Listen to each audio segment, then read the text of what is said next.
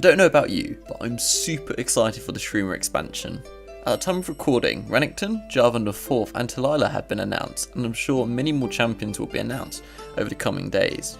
And I'm positive that these are going to shake up the meta hugely. Before then, we have one last patch with the pre-Shurmina meta, and this video is going to look at the top 3 decks that are currently dominating this meta. These will take into account the current win rates and general dominance at the highest ranks. This is Best Meta Decks Patch 2.2. This video has been done in collaboration with BomberTV. Please remember to like and subscribe and turn on the bell notifications too. So let's dive in. Here is another deck you'll definitely recognise. It's Aggro featuring cards from Noxus and Bilgewater. It's an aggro deck with a very mixed mana cost, with several cards costing all the different mana costs from 1 to 5. It's quite an expensive deck to build with 8 epic cards in total. The power cards here are Misfortune and Gangplank.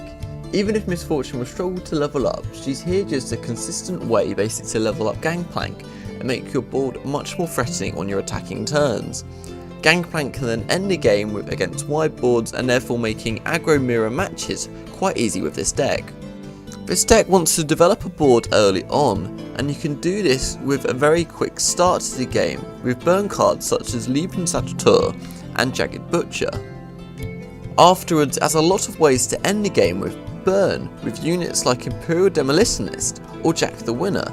Jack the Winner creates a Sleep with the Fishes each round, which deals 2 to an ally to deal 2 to the opposing Nexus. You also have Zap Spray Fin, which will be able to draw you a Noxus IV, always, as this is your only spell card with 3 or less mana, and this is obviously a fantastic card in this deck which can be very aggressive. If you reach late game, you can quickly close the game with Captain Farron and Decimate. Using the Overwhelm on Captain Farron and the pure damage from Decimate will quickly reduce your opposing Nexus to 0. So overall this is a pretty solid deck and a very fast one too, so if you want to rank up quickly, this is definitely an option I recommend. Pirate Aggro receives a nerf to Captain Farron, but some deck lists of this Pirate Aggro archetype don't even include him. So even if they do, you're going to have such a strong aggressive opener with 2 Decimates that's probably going to be more than enough for this deck, so I'd say it's basically unchanged. This is Discard Aggro, a deck you definitely recognise from previous deck lists. It features cards from Piltover and Zorn and Noxus and features 3 different champions, Teemo, Draven and Jinx. You can include 2 or any 3 of the combination here.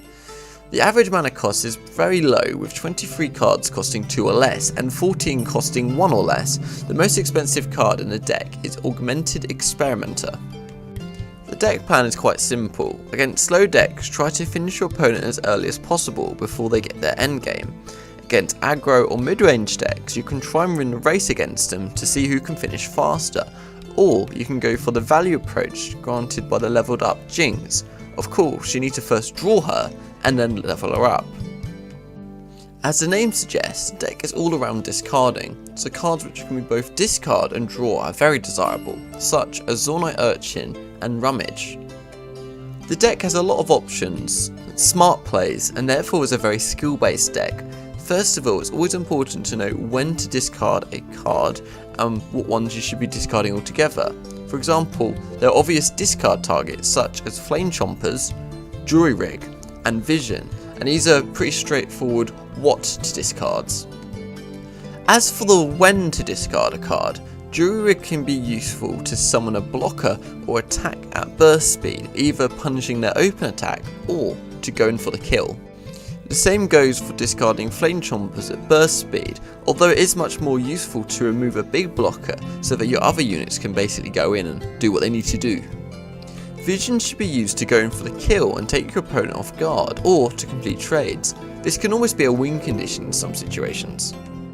With the new addition of survival skills, Discard Aggro seems to be getting a lot of love from Riot at the moment, and continues to be one of the best spots in the meta.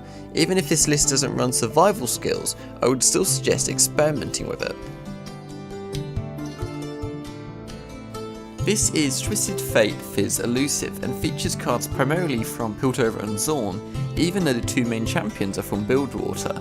It's actually quite an expensive deck with 7 epic cards in total on top of the 6 champions. It's very spell heavy with 25 in total and only 9 follower cards.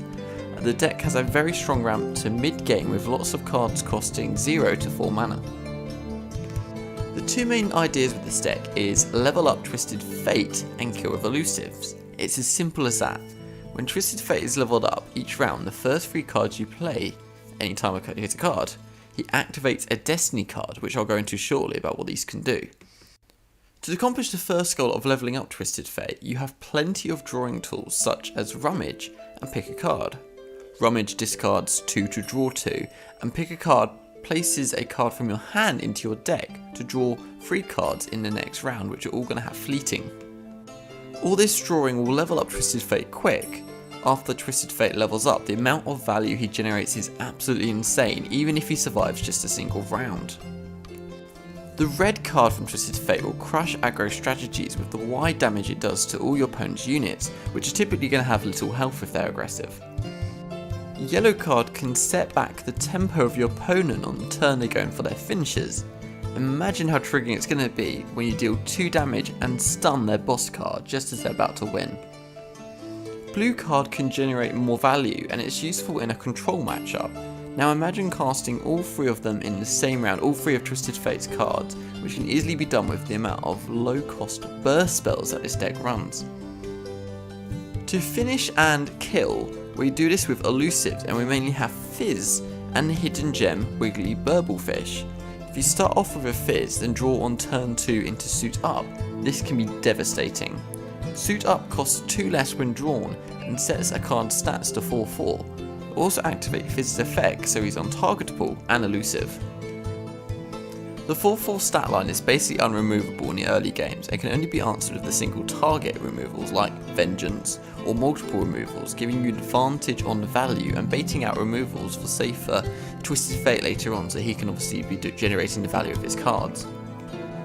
Wiggly Burblefish is also the best target for Imperative Improvement to push for more elusive damage while also protecting the generated copies from pings.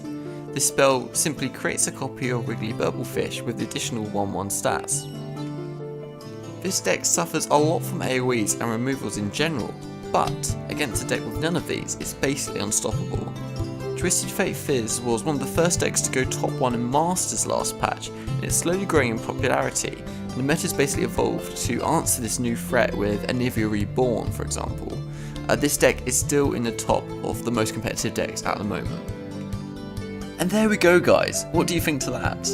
Pirate Aggro and Discard Aggro are here again. Will the Shurmina expansion be the end of them? Let's hope so. It's nice to see Twisted Fate Fizz in a top 3 due to it simply being a new deck. Last patch this video featured Fiora Shen, which still has a high win rate, but it's probably around the 4th or 5th best deck in this patch currently. The data presented here is analysed by BomberTV using MOBA Analytics. He's a Masters tier player with a background in game theory and game design. He took the most winning archetypes into Master tier, excluding ones with small play rates, analysed their key properties on why they are so strong. Link to his channel is in a pinned comment and in the card above. What do you think the best deck is in patch 2.2? I would love to hear in the comments. Up next is most popular decks patch 2.2, taking a look at the decks with the highest play rates and seeing if this correlates to high win rates as well. This is not one to miss. I've recently set up an Instagram account @LoreGuides and I'll be doing a giveaway shortly. Please follow this account for see posts about new videos and will be in a chance of winning this giveaway. Please remember to like and subscribe and turn on bell notifications too. See you next time guys.